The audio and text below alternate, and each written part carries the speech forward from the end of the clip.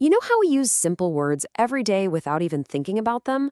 Well, what if I told you that some of the smallest words in English are secretly the most powerful?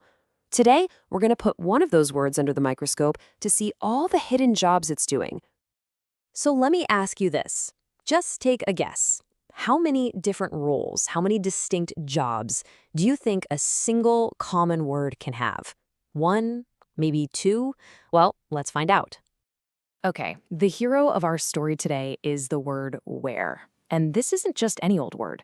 It's actually on the basic English 850 list. Now, that's a core vocabulary of just 850 words designed to be powerful enough for clear, everyday communication. The fact that where made the cut tells us it's essential. But what really makes it so powerful? Let's dive in. All right, first up, let's talk about the job we all know. This is where in its most famous role, the one we all learn as kids. It's the question word. So if you look it up, the formal definition is something like in or to what place or situation. Basically, it's the word we use when we want to find out the location of something or someone. It's direct, it's simple, and it's probably the very first way any of us learned to use it. And here is the classic example, right? Where do you live? It doesn't get more straightforward than that.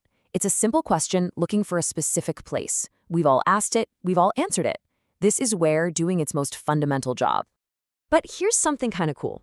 This one little word can sound pretty different depending on where you are.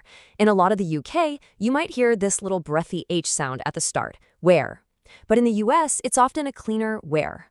It's a tiny little detail, but it's a perfect reminder of how rich and diverse the English language is. And, just to make things more interesting, depending on your accent, where can sound exactly the same as where, like from a warehouse, and where, like the clothes you put on. It's a classic homophone, one of those things that can definitely trip you up if you're not listening closely. Okay, so where as a question word. That's the obvious job. We got it. But that is just the beginning. Now let's look at its second role, where it completely stops asking questions and starts, well, connecting ideas. In this job, where isn't asking a thing. Nope. Instead, it's acting like a bridge. It links one part of a sentence to a specific place, or, and this is the really crucial part, to a situation. It's not a question mark anymore. It's more like a piece of linguistic glue. Just look at this example. Sit where I can see you. See? No one is asking a question here. The word where is simply connecting the action, sit, to a specific location. The place I can see you.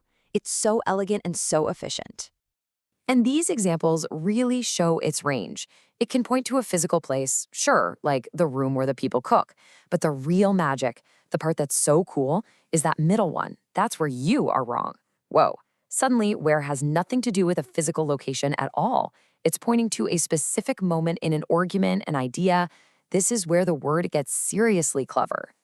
So we have where, the question asker, and where, the connector for places and situations. But what if I told you it has a third secret identity, one that has absolutely nothing to do with location whatsoever? This is its most advanced, and honestly, I think it's the most impressive job of them all. This is where as the contraster. It's a total pro move that shows just how flexible English can be. Just listen to this sentence. Where Nixon was secretive and suspicious, Ford was relaxed, open, and candid. Get that? The word where here has zero to do with a place. It's setting up a direct contrast, drawing a line in the sand between two totally opposing personalities. It's a powerful way of saying on the one hand and on the other. So the key thing here is that where is doing the exact same job as bigger, more formal words like whereas or while. It's just leaner and more efficient. It's a seriously powerful way to show contrast, packing a huge punch in just 5 little letters. Pretty cool, right? Okay, so let's bring it all together and just take a step back to appreciate what this one simple word has managed to accomplish.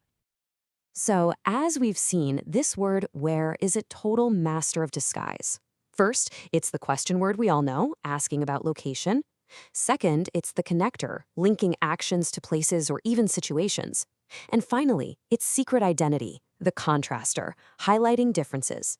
3 distinct jobs, 1 simple word.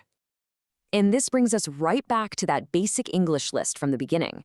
The whole idea behind it is that you don't need a massive vocabulary to communicate powerfully. A small, well-chosen set of words can be incredibly versatile, and Ware is the perfect proof of that concept.